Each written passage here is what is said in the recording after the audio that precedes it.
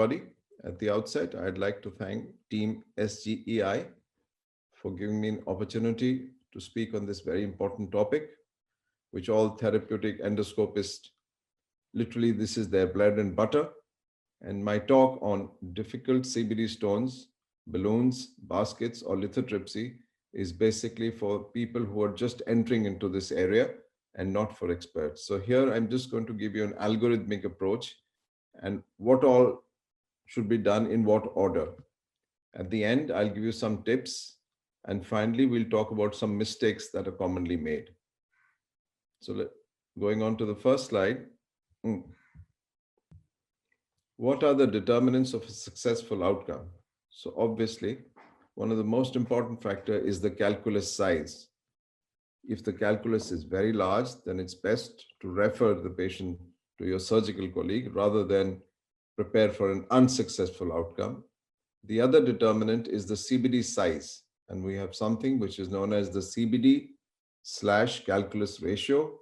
If the ratio is more than 1, then there are much more chances of having a successful outcome, vis-a-vis when the ratio is less than 1. I'll talk about this ratio in my next slide. And finally, when there is altered anatomy of the biliary tract, then you're likely to have an unsuccessful outcome. So what is this CBD/calculus ratio? Now, what you see on the screen is a T-tube cholangiogram, which shows a very large calculus impacted in the mid-CBD. So the CBD calculus size is estimated from the transverse diameter, not the vertical diameter, the transverse diameter. So this is your CBD size, and then you measure the size of the lower end of the CBD. So when you have a ratio where the lower end of the CBD is greater than the size of the calculus, or the ratio is more than 1, then you're likely to have a successful outcome. On the other hand, if your ratio is less than 1, which simply means that the stone is bigger than the lower end of the CBD, then you'll either have to break up the stone or prepare for an unsuccessful outcome. And here I'd like to mention that we actually don't go around measuring it. It's just a visual impression. So this is the algorithm for difficult CBD calculi, as was given to me by Dr. Avinash. So when you have a difficult CBD calculus, what does it mean? Well, there are two broad categories. One is a difficult access. That means you can't reach the papilla for whatever reason. And the other is a difficult delivery. That means the problem lies with the stone, that you can't get it out. You've reached the papilla, you've managed to cannulate the duct, but still you can't get the stone out. So let's go to the next part of the algorithm. This is what is meant by difficult access. So one, it could be a gastric outlet obstruction. If you have a gastric outlet obstruction, then even though the calculus may be just 5 millimeters, you're not going to take it out because you're not going to reach that area. Second, if the patient has already had a gastrojejunostomy, so then you're dependent on the length of the afferent loop that has been left by the surgeon. And if that is very long, then you have no other option but to declare it as a failure. The third difficult access is the periampullary diverticulum. Mostly, the opening of the bile duct is at the edge of the diverticulum or outside. If the diverticulum contains the CBD opening or the papillary opening deep inside, then that requires a lot of dexterity to cannulate, and therefore that can be another determinant of success or failure. And finally, an ectopic papilla. An ectopic papilla is not situated in the second part of the duodenum.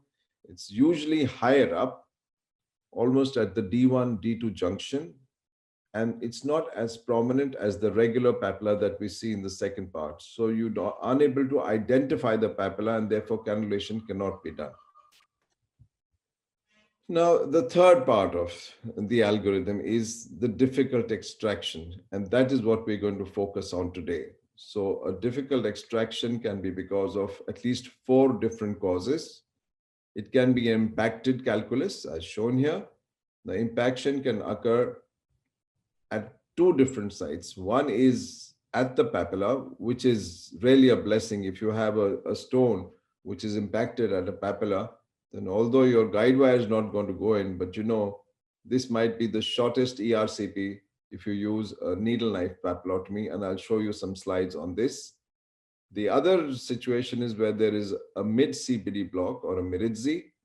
Here, I have a word of caution for my younger colleagues that if you are already having a MIDTERM diagnosed on MRCP, then if the patient is in cholangitis, it is best to put a stent and rather not try to remove the calculus, because if the patient has a MIDTERM, he is anyway scheduled for surgery, and the surgeons will be removing that impacted calculus in the mid CBD on the gallbladder neck. The other difficult extraction is a large calculus. We'll define in the next slide what is a large calculus. The third situation is when you have a stone which is above the stricture. So the stone cannot be delivered unless you tackle the stricture by either dilating it or crushing the stone. And finally, we have this entity known as stone Strasse, which in German means a cobbled street.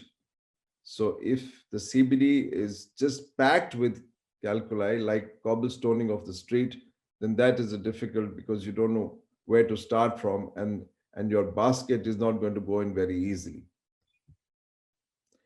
So this is what I was talking about in my previous slide when I said it depends on the size of the calculus.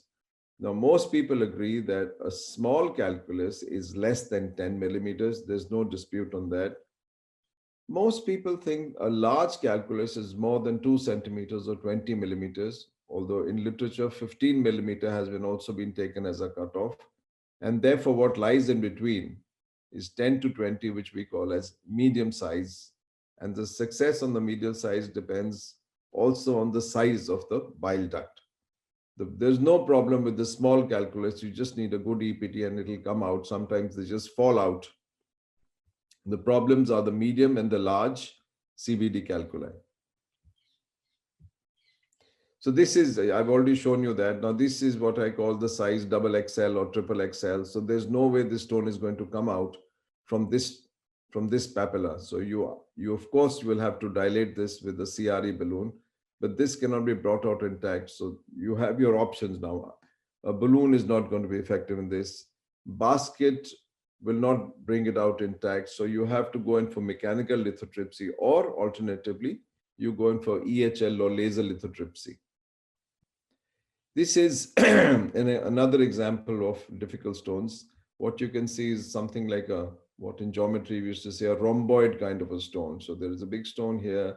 And obviously this balloon is not going to work on this, because when you inflate the balloon where my arrow is and you try and pull the balloon, then this will just twist in some way that the balloon will slip past and you'll not be able to retrieve it. Even with the basket, you're going to have difficulty. So unless you have a large mechanical lithotripsy basket and you are able to catch it completely inside, only then the stone is going to come out. Otherwise, you'll again have to go for EHL or laser lithotripsy with this kind of a calculus. This is an example of a Medwiz syndrome. You can see the stone is impacted at the mid CBD. That's the cystic duct, and we are inside the CBD. Now here, it depends on how much of the stone has eroded into the bile duct. If it is only partial and most of it is impacted in the neck of the gallbladder, don't waste your time. Just put a stent, take care of the cholangitis, and refer the patient to a surgery after the cholangitis has settled. This is what I was talking about when I said stone Strasse. So you can see that this is the bile duct, completely visualized, and the stones are stacked on top of one another. So if you by mistake put your balloon over here or your basket over here and try to pull it down, it's not going to work, because the stones which are distal to your basket will come in the way. So you have to start from below and go one by one upwards.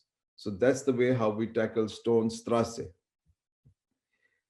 And size is not everything. Sometimes you have a very big calculus, but really, because it is impacted at the papilla, this makes things so much easier. It's a large calculus, it's impacted calculus. All you need to do is to have your needle knife and you start make an incision over here, bring it right down all along the vertical axis of the papilla, and the baby will just deliver itself. Now, here I have a word of caution for my younger colleagues. Please do not try and put a guide wire into this. There is no way. The papilla or papillary opening is shifted vertically downwards right here. It's a very difficult access, and you will waste a good 1 hour trying to find where it is and lose time. So the simplest way when you have this kind of a papilla is to just slit it. Another example, now this is even easier. You can see that this is half the stone is coming out. Most of the stone is here. So this is a bulging papilla. And as I mentioned in my previous slide, you just cut it from here, start from the apex or from here. You can start, go down vertically. And when you do that, there is peristaltic movement of the bile duct itself. And sometimes that pushes the calculus out into the duodenal lumen. So this is what it is, what I showed you in the previous slide, the impacted calculus, and you can see the whole calculus has come out. That's the papilla, which is now collapsed. There's a minor bleed, but you can ignore that. That's not going to make any difference. You don't have to do anything for it. So the second part of my talk is, what is the armamentarium that you have when you're attempting a patient with, let's say, large or any CBD calculus? What you must have is balloons, that's bread and butter.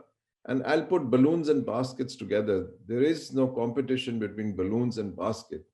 It's like a team. So you have a spinner and you have a fast bowler. You have to use them judiciously together. Just as in cricket, we always start with the fast bowlers. So if the if the wicket is very good, then you can start with the balloons because that's the simplest. And then you go on to your baskets if you run into difficulty. So what all of you must have is one, balloons, baskets, and mechanical lithotripsy, and especially the Sohindra retriever, because that, if you ever land up in trouble with an impacted basket, that is the only thing that is going to help you out. I'm not going to talk about spyglass EHL and spyglass laser lithotripsy because that hopefully will be taken by somebody else.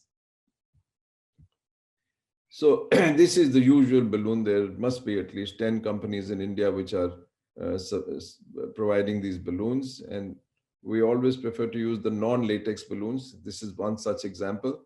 This is an example of the Dormier basket. There are again many varieties on this.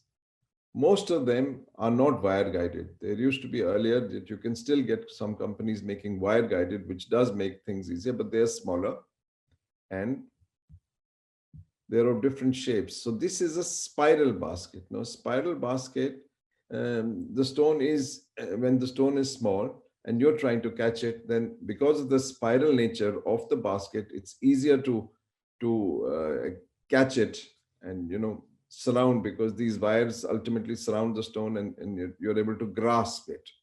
With this, if it's a small stone, you can see the distance between the wires is so much that every time you attempt to close it, then it just slips out. So if you aspire, the advantage of the spiral basket is mainly with the smaller stones or calculi, which tend to slip out.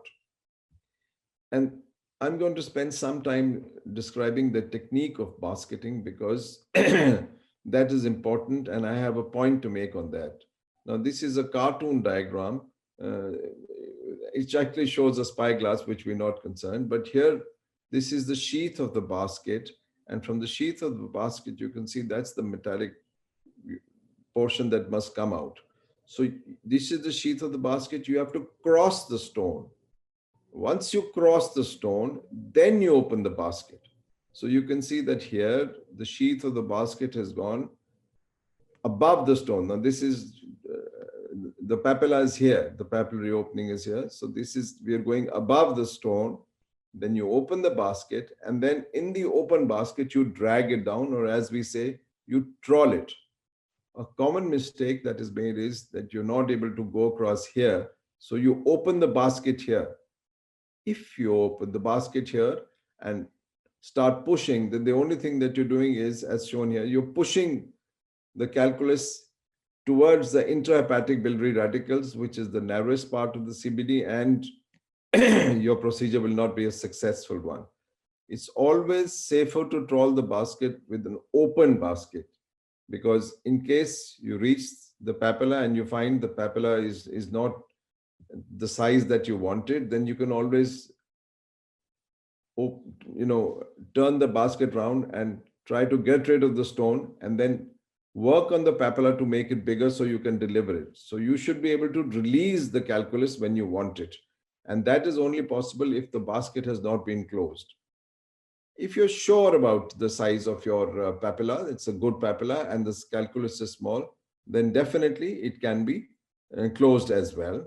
The basket is only tightly closed for mechanical lithotripsy. I hope that point should go very clearly, that only when you're doing mechanical lithotripsy, then you close the basket as tight as possible.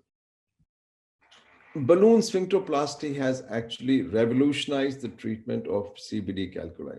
It was originally designed for the removal of small stones in patients with bleeding diathesis.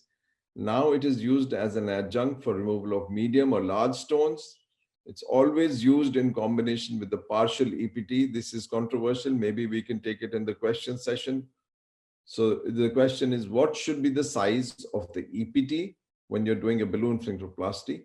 It also depends on what is the size of the calculus. And as far as I'm concerned, balloon sphincteroplasty is something which provides you maximal benefit with minimal risk. The commonly sized CRE balloon that we used is 12 to 15 millimeter size. And this is one example. You can see that that's the tip of your sphincterotome, the wire of the sphincterotome, and we are cutting this. And after this has been cut, this is the CRE balloon, which is completely inflated. And if you want to see that on fluoro, this looks like this. We're trying to inflate it, and this is now the waste is generally going away, and you're on the right track. So let's come to what I was originally asked to do: balloons, basket, or mechanical lithotripsy. So let's take them one by one. So balloons, what are the advantages? It's easy to maneuver because you have a wire there. It easily goes above the calculus. It requires minimal dexterity or skill because it's the wire that finds itself in the intrahepatic duct with a lot of ease. And there's never a risk of impaction. I think that's the bottom line. With the CBD calculus, and you're using a balloon, you can never get impacted. It's low cost versus a basket. Most baskets are more expensive, but we'll take that in the disadvantage.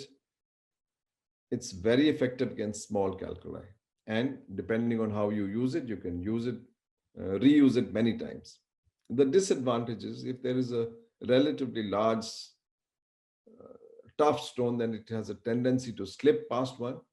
And when you pull it very rapidly, it's easily damaged by the elevator of the scope. It's not very useful when you're dealing with large calculi.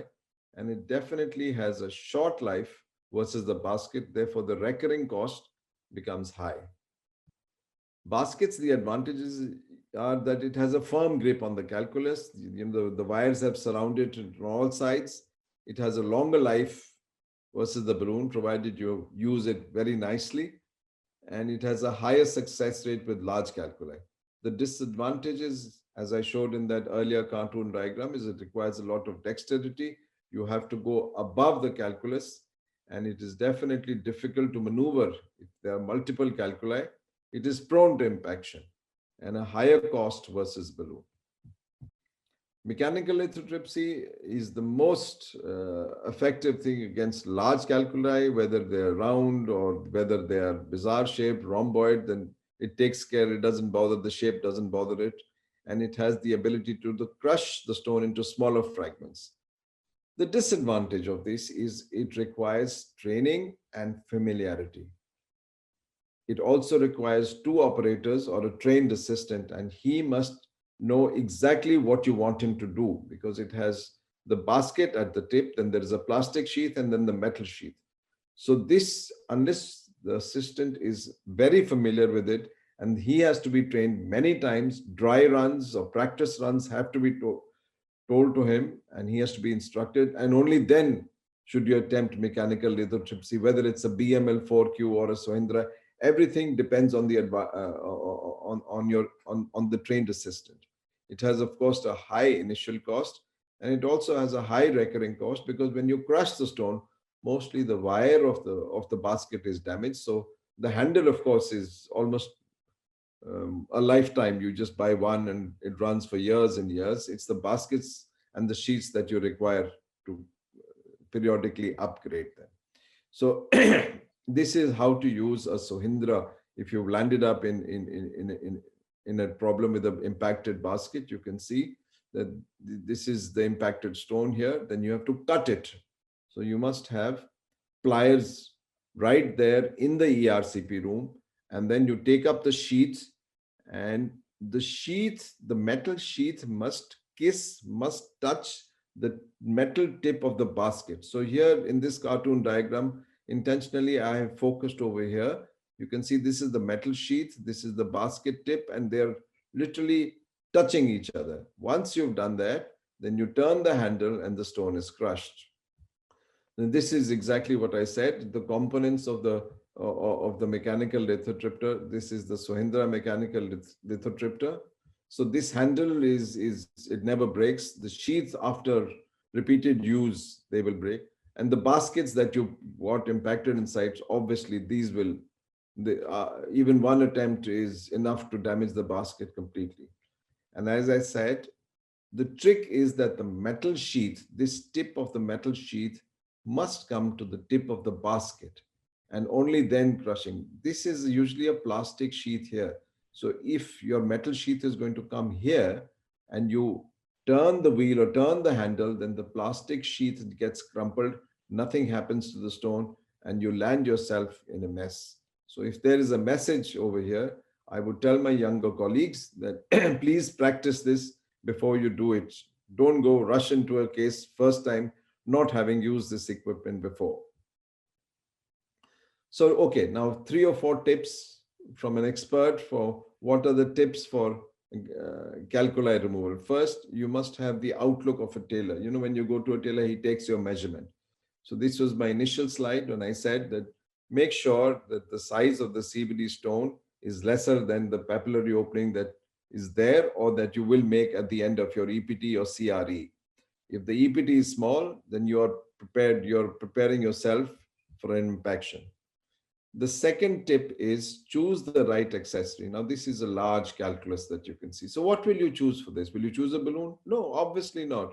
Will you choose a basket? No, there is no way that a standard basket is going to catch a stone of this size. So obviously one goes for a mechanical lithotripsy. So be sure, if it's a small calculus, balloon is fine. If it's a slightly larger one, then you have a choice between a balloon and a basket, provided your EPT is good.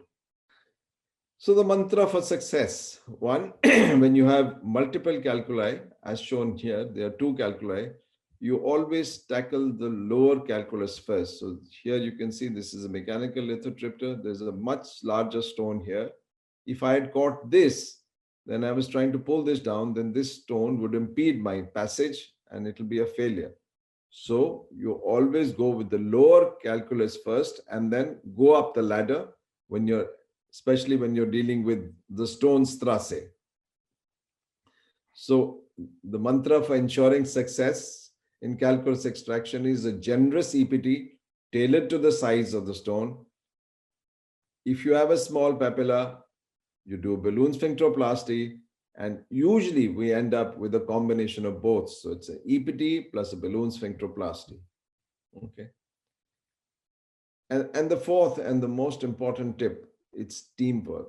So if you are doing a lot of high volume center and you have patients coming in with multiple sizes, types of CBD, you definitely need at least 5 people in the team. First is the endoscopist or the ERCP guy. Nurse 1 is on the mouth guard. Then you need a technician who's handling the basket or the mechanical lithotripsy. You need a fluoroscopy technician every time who must be focusing in the area of interest. And of course, you must have an anesthetist. And it's always important, like in cricket, we have the 12th man. You have to have somebody who's running around. When your basket is getting impacted, he has to be told, run, get me the pliers. So it's always useful to have an extra hand. And I've seen this, that when things go bad, don't blame your technician for your own incompetence. It's just that you can't get the basket above the stone. The technician is not to be blamed for that. So these are the tips that I'd like to give you. And these are the tips from an expert. I've been doing ERCP for the last 20 years. My next speaker has a much larger experience. So he's a bigger expert. And since I'm talking of experts, one must know who's an expert.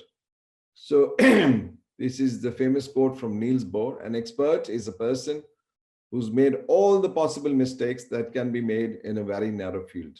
So friends, I can tell you, I've made many mistakes, and therefore I thought it is, I'm going to give you my last slide is 3 common mistakes. 1, small for size. That is, your papilla is small for the size of the calculus. If that is the situation, then prepare for impacted calculus. Second, you're trying to retrieve the calculus by pulling on the basket or on the scope. It never works.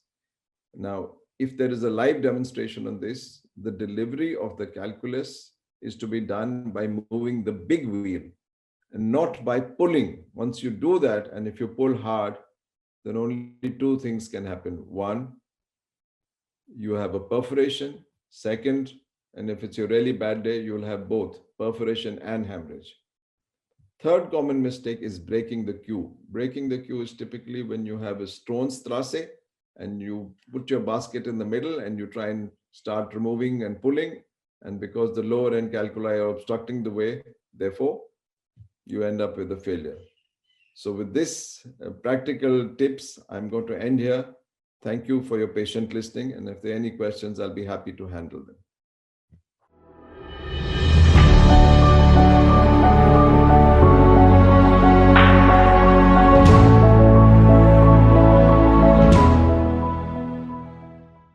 I would like to thank the organizers, SGI Midterm Endocon, Dr. Manu Saha and Dr. Ashwin for giving this opportunity. It's a great privilege to be a faculty in this midterm SGI conference. It's a virtual conference. The topic allotted to me is spyglass cholangioscopy for difficult bile duct stone. I am Dr. T. Chandrashekar from Medindia Hospital, Chennai. I bring warm greetings from Chennai. Let me define what is large or difficult bile duct stone.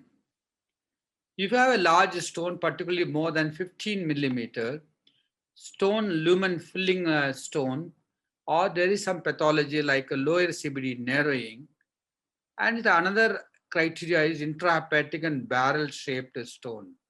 These are the large, difficult bile duct stones. But spyglass is going to be very useful in large CBD stone. So I'll confine my talk to only the large CBD stone. Most of the CBD stones can be removed by extraction with a balloon and Darmia basket. There's no doubt about that, following this endoscopic sphincterotomy.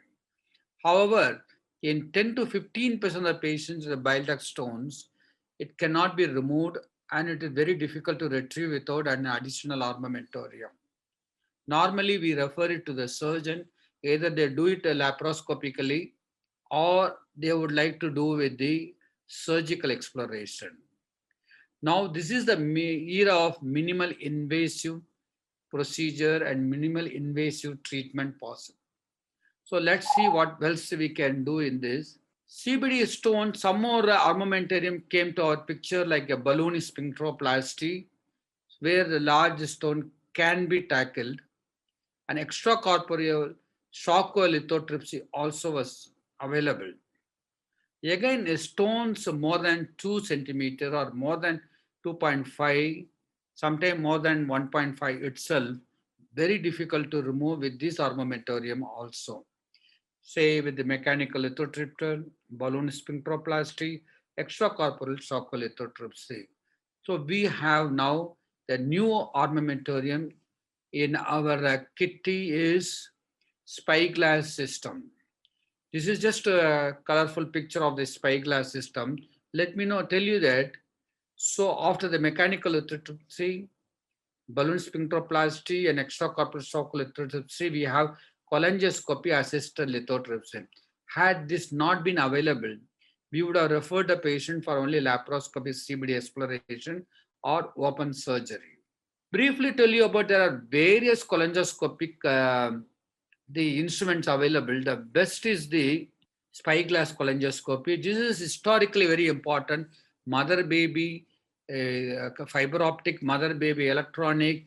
Then through the gastroscope also we can enter into the bile duct, but there are more of historical. No longer will be using this other than spyglass latest version of the single operator. The spyglass cholangioscopy will be using it. Now, spyglass cholangioscopy, this is how it looks like. This is a regular side wing scope. You need to have a therapeutic scope, and this is the one what we call it as a spy scope, and it has got a spy bite. You can take biopsy. You can introduce laser fiber or electrohydrolithotripsy fiber to break the stones. We have that.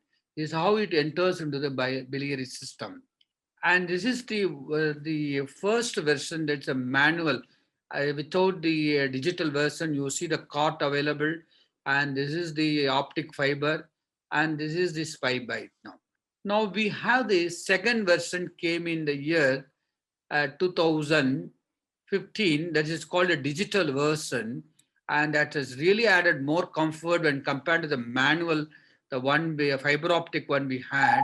What is the difference is the spyglass system is enhanced visualization. You can move it in all four angles.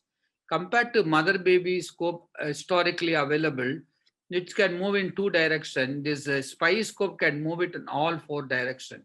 That's a very important thing. And 60% wider field of view, automatic light control, and LED illumination is there. And the latest one is the, if you want to know before this, digital version number one. These are the various, the improved usability, simplified setup. You can arrange it, just plug in and start using it in 5 minutes. Digital sensor is available. And as I told you, that automatic white balance focus and integrated optical system. But we wanted something better than also, and a Spice Scope digital version 2018. The third generation Spice Scope is available, and increased resolution and improved lighting. Now, most of the centers we use only this digital version 2, that is Spice Scope 2018, it was introduced. And this is how it looks like. It's a great advantage compared to other scope is you have an additional suction channel, and you have the other channel for the irrigation. All these facilities are available. One more channel for a spy bite, that is to take biopsy, or the working channel to send the laser fiber. You can see the contrasting difference between the first version and the last version now available here. Here the same cholangiocarcinoma, how it looks better, and the best here in this digital version 2, that is the latest spy scope available now. Now coming to the stone, if you see that, this is how it looked like in previous version, and there is no blurring here. You can see the stone very clearly here. This is the advantage of this spy scope now. There are many indications, even to put the guide wire securely into desired system, like that you can even withdraw the or retrieve the migrated stent also. But the primary indication of spyglass single operator cholangioscope is stone pulverized with the laser electrohydraulic lithotripsy. Of course, indeterminate stricture, you know how to evaluate now. This is how it looks like the older version, where you need to have the fiber, a fiber for the vision. The light fiber is there. Then we are operating here. We need to have so many the operations here, and this is the how the stone being fragmented here. Now you look at the latest version. This is just an animation to show you, courtesy Boston Scientific, and this is all inbuilt here. You don't have to separate attachment here, and this is a digital system, and this is how the biopsy forces will look like. And this a dedicated irrigation channel is there, and the dedicated suction channel also available now. This is a four-way rotation. This is the rotation, the wheels available there. You can move it in all four directions. Now, a smooth introduction is possible after introducing the therapeutic side wing endoscope now, through which the spice scope will enter into the bile duct system here now. You need to have a technical expertise to introduce the spice scope into the biliary system, and you break the stone with the laser fiber. This is under vision is possible so that you will not damage the bile duct here. Here I am just showing so the case where it was referred even after ERCP, balloon dilatation, this could not be done, the stone, large stone. So we are introducing the spice scope here, and after the introduction we see the stone here, and this is a laser fiber. We are fragmenting the stone now, and you see the stones can be retrieved with this Darmia basket, or if necessary larger fragments you can use the mechanical lithotripter. These are technical aspects of this, and few centers we were using electrohydraulic lithotripsy. Now, electrohydraulic lithotripsy for a large stone, sometimes we need to use more than one fiber. So technically, it is little more difficult to break the stone. Even the capital investment is little cheaper. So most of the centers now they go for the laser, the lithotripter. This is just to show the picture of how the laser system looks like. This is a holmium laser. The mechanism is laser light at a particular wavelength is focused on the surface of the stone to induce a wave-mediated fragmentation. Here we use pulse laser, unlike the continuous laser being used in tumor ablation. The same spice scope can be used through perorally, can be used transhepatic approach also, but I'll confine myself to the peroral endoscopic approach only. The most important is direct visualization using a cholangioscope is often preferred to avoid damage to the ductal wall. Now, this is a setting. I think you should pay attention to this. What is pulse energy? What is pulse frequency? And you multiply these two, will come power. We use 500 to 1000 millijoules and 1 to 10 hertz, and we need a power of 10 watts. Higher the energy and lower frequency, more effective. This is the one we use it. Sometimes for mobile stones, we use the lower energy and higher frequencies for mobile stone. Okay. Having said about that, urologists will have different settings, and the what we gastroenterologists, endoscopists, we use is this is a setting. I think you should take a picture of this. High energy 1.5 to 2 and low frequency 5 hertz. Power settings will be 7.5 into 10 watts. And this is a short pulse. This is a common setting for the CBD stone. We have that. Now you may ask a question that, okay, we are done with the latest spice scope available. What is the power setting and how you pulverize the stone, everything available now. What is the evidence you have now? Is there any literature evidence? Yes. Now first let's take up this study, randomized trial of cholangioscopy guided laser lithotripsy versus conventional therapy. Here you see that 93% of 42 patients, the stones were cleared with a cholangioscopy guided laser lithotripsy, unlike 67% in conventional therapy. So it is very convincing report that hereafter, if you have more than 1 centimeter or 1.5 centimeter, where after balloon dilatation and mechanical lithotripter, straight, if it is not possible to remove it, straight away, or you can straight away choose the laser lithotripsy using the spice scope. That is this. What is the second one? Here, the how this study useful because the increased incidence of endoscopic clearance of large bile duct stone, and this is the most important. Initially I said that decreases the need for surgery. This is the most important aspect of this randomized trial of cholangioscopy versus conventional. Now people may ask me, is it possible to do it in one session? Yes. There is a study available now from Mumbai, 17 centers in 10 countries. This is a cholangioscopy got a lithotripsy for difficult bile duct stone in single session. National registry they demonstrate high success rate. Here they are able to clear the stone in single session if the stone is less than 30 millimeter. So this is a very important study there. Even you are able to do it in one single session. Now there was a confusion about using laser lithotripsy, electrohydraulic lithotripsy versus extracorporeal shock lithotripsy. Now, what is the evidence now? Which is the best?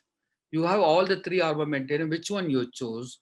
There is a nice study from Paul Foucault's group, and this is again a systematic review of advanced endoscopy assisted lithotripsy. Now, they have taken 32 studies comprising of 1,969 patients, and one group had electrohydraulic lithotripsy, another one laser, another one extracorporeal shock lithotripsy. Let's see the result here.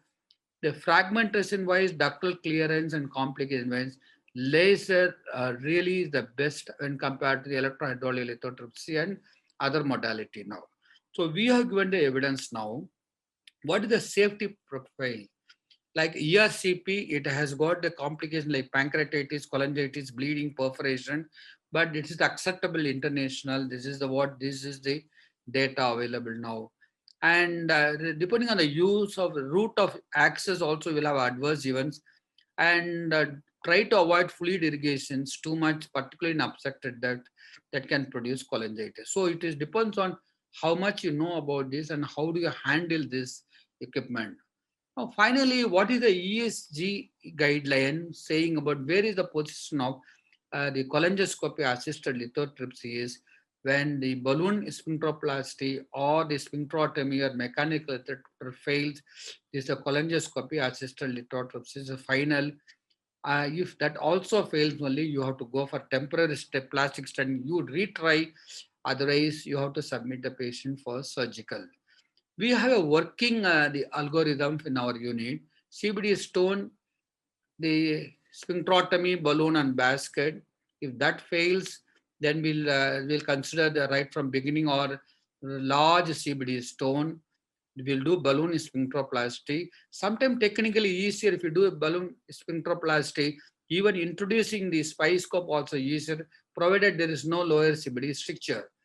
And you have tried lithotripsy, everything you are done, again it fails, then this is a state where spy scope is, we have to use it. Suppose right from beginning you see 2 centimeters stone, we can straight away from balloon sphincteroplasty, we can go to the spyglass cholangioscopy. Rarely it fails because of some technical issues, then you have to go for surgery or laparoscopy. Then I can tell you that most of the centers who are expertise in this group, they have really managed most of the stones with this spy scope itself. So that is a great advantage of this. So having said about this, the most important indication, the large CBD stone, selecting the proper, if it is less than 0.75, less than 1 centimeter, you can have all armamentarium. If it is going to be more than 1 centimeter or 1.5 centimeter, more than 2 centimeters, straight away, if you have the facility, if you have the expertise, and nothing like having a spy scope and the laser lithotripsy, and you can do wonders in such a patient. Thank you very much for this wonderful opportunity. I bring warm greetings from Chennai, India, and I wish you all the best for the smooth conduct of this conference and all and success for this conference. Thank you very much.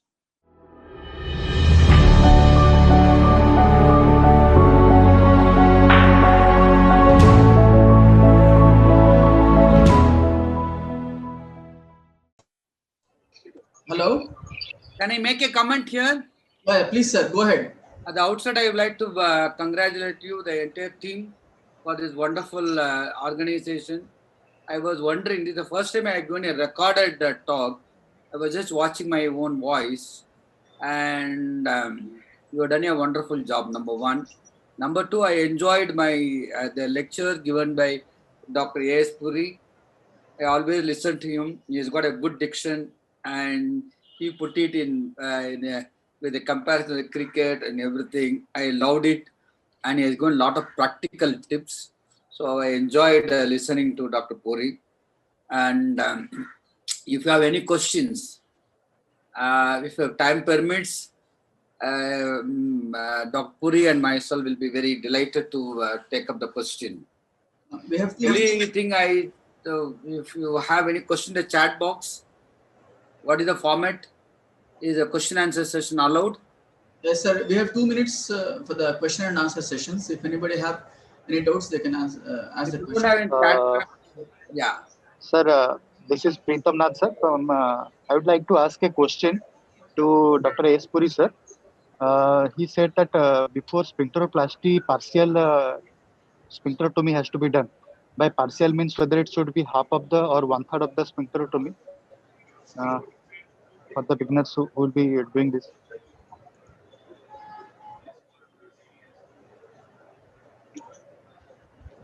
Sir, please unmute. Sir, please Sir, you need to unmute. Sir, please unmute, sir. Yeah. Okay. Can you hear me now? Yeah, yes. That's a very Yes, sir. relevant question, and it has been asked many times, but actually it depends on what is the size of your calculus. So if you have a very large calculus, then you can do a full EPT and still do a balloon sphincteroplasty. Many people think that it is going to cause a bleed or a perforation.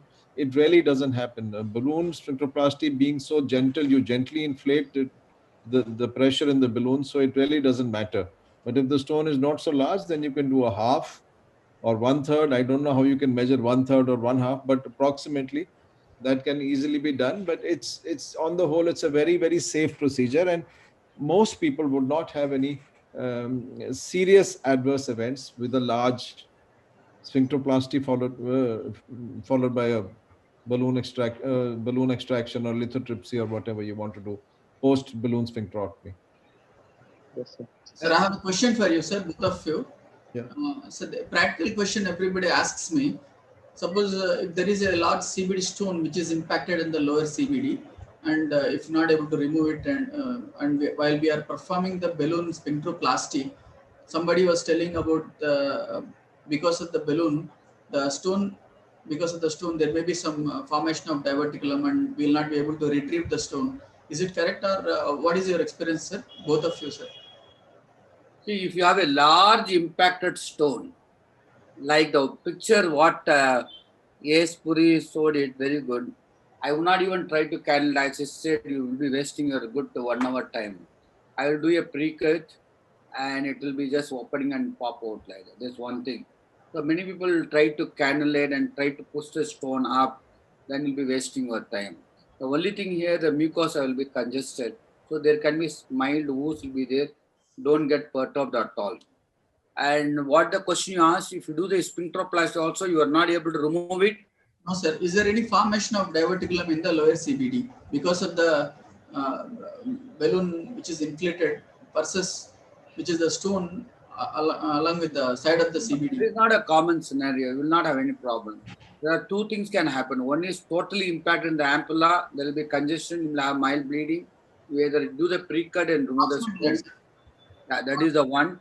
There you just watch out. There is a short stricture maybe there, just adjacent to the ampulla, and the stone will be sitting there, and you will not be able to cannulate it, or you will not be able to pass the lithotripsy. That will have a difficulty.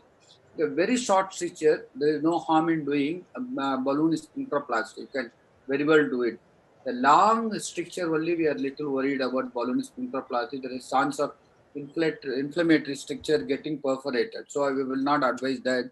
Very short stricture where your instrumentation inflection is difficult, you can do it. I have the same thing. In fact, Dr. Pavan, I would say that if you have a stone impacted at the lower end, you don't need to do a sphincteroplasty. You just cut the papilla and it delivers, it delivers like a baby coming out. So you really don't need to do a sphincteroplasty, balloon sphincteroplasty. You have a good, adequate sized needle papillot, needle knife papillot, that should do the trick. And there's practically, I think, if at all, there must be a very theoretical risk for a diverticulum being formed. It's not a practical problem at all.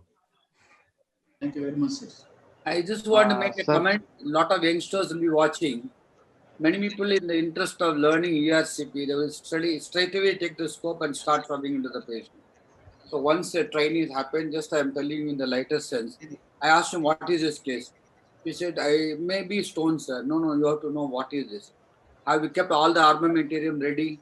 You have kept the, even including the Sogendra lithotripsy ready? No, sir, I don't know what is this and all. I told the nurse to, so he'll be looking. Then what is the size of the stone? Okay, sir, I don't know. I will just see the stone. He's already holding a scope now. He has already introduced it. And what is the lower CBD anatomy? No, sir. Is it MRCP done? It's a complicated case. No, I'm not aware of that, sir. Then why did you put the scope inside? So meaning that, just to highlight here, you have to know the size of the stone, comorbid disease, lower CBD anatomy, coagulation profile, everything. So pre-procedure, the details of the patient has to be known before putting the scope into the patient, and should have all the accessories, including starting from the pre-cut, guide wire, balloon, basket, mechanical lithotripter, and they should know that mechanical lithotripter is compatible with the Sogendra lithotripter. That means the handle alone we can remove it. Sometimes we cannot remove the handle, you have to sacrifice the handle. That means sacrifice the lithotripter. So you must, when you purchase it, you should always ask the handle removable. That is compatible with the Sohendra lithotripter. All the details should know that. Then the first time itself you'll know that whether you want to use balloon, basket, balloon, basket, or mechanical lithotripsy or sphincteroplasty and laser. It should run into your mind. Then you will have that. Otherwise, you'll get into problem. What you can remove only with a mechanical lithotripsy. If you have Dormia basket, you will get basket impacted. What you can remove with the laser, if you do it with the balloon, then you will collect all the stone and you will come into the ampulla of water. You will not be able to do anything more than. So most important is, Dr. Puri has nicely said, you have to see the ratio and you have to assess what armament, choosing the first and best armamentarium, which we have the important key for success, the management of CBD stone. Okay, this is what I wanted to convey this. And you should be very familiar with the Sogendra lithotripsy too. sir, do you need the sphincteroplasty always before introducing the spyglass Okay, that's a cholangioscope very or good just by question. EPT? Very good question. The spy scope actually designed for only one use. That is costing almost ₹1,00,000. I don't want a beginner to start and bend a scope and whole thing is gone. So I would rather advise the beginner, do a sphincteroplasty if there is no contraindication, number one. Number two, you use the wire guided. First, preload with you just do the ERCP, have the wire in situ, then you do the spyglass introduction. That will save the cost of damage and they save the cost also. But once you are an expert, because here you can't use the elevator. If you use elevator, there will be a problem. There can be a kink and your biopsy or laser fiber cannot be introduced smoothly. So first 10 cases, I advise them to have a sphincteroplasty and you have a wire guided the introduction of the spy scope into the common bile duct, particularly when the anatomy is little altered. After that, it all depends on your skill and expertise. By in my unit, if they are doing, if they're not done first 10, I always tell them. The only problem with the wire guidance is sometime after removing the wire, you are not able to pass the biopsy forces or laser. But that problem is much less with the DS2. That is the third version now available, for instance, 2018. And you have to do the manipulation of the mother scope and spy scope. And another important, if you're a beginner, don't try to do single operator. Nobody is going to question that it is a single operator or double operator. You can always hire your technician or your junior colleague to assist you. Once you develop the expertise, okay, then you can manage a single operator. There is no depth of manpower in India. So I would not advise you for the beginners to go for a single operator.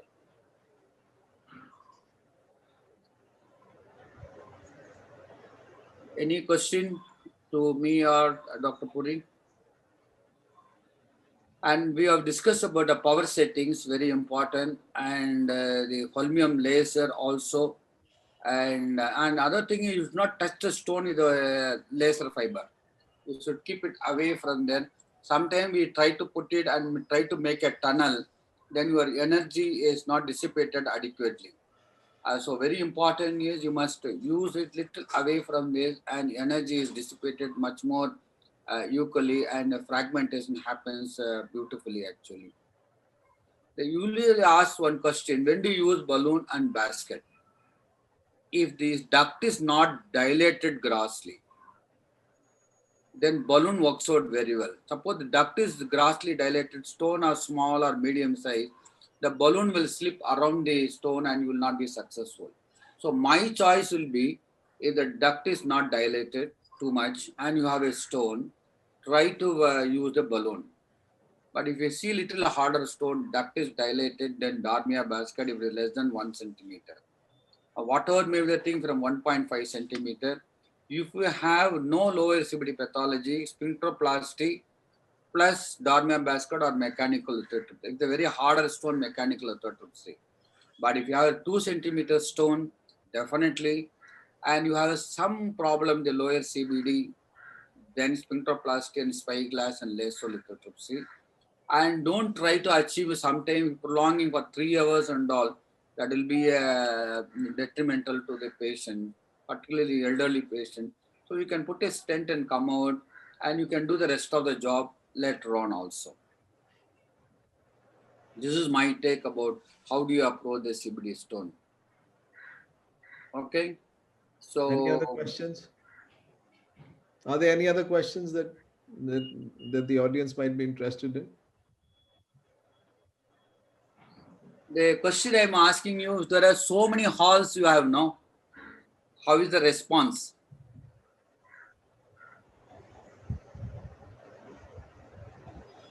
This is like almost like a national conference. Hall A, B, C. We are in Hall C now. Hi. Sir, hello, sir. Sir, good morning, sir. Yeah. Sir, like most of the halls now we got the permission of 200 doctors out here, sir. Oh, fantastic. And sir, nearly now 100 doctors are out here, sir. And if sir Manoj sir is here. Manu, I just personally want to congratulate you. Yes, sir. Sorry, my pet dog also participating in this webinar. I feel sorry. Sir, good evening, Manoj, sir. I know what comment Sir, this is Dr. Manoj. Puri is going to make. He will tell you anecdotal experience.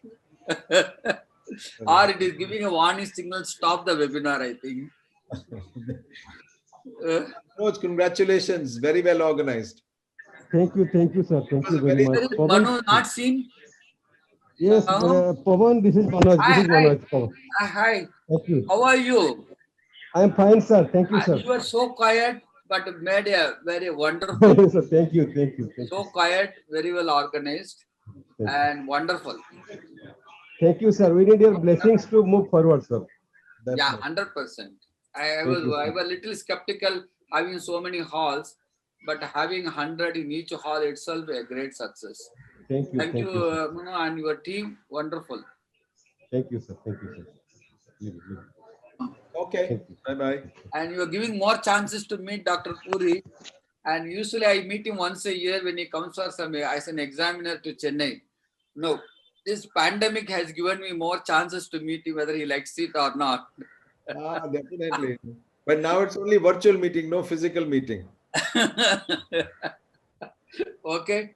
Okay, Thank you once bye-bye. again. We close the Have a session. great day. And Dr. Puri and Dr. Chandrashekar for giving us a lot of insight about how to remove the CBD stones and share their experience. And really appreciate all the participants who has participated in this virtual gathering. Thank you very much. Thank you. Thank you.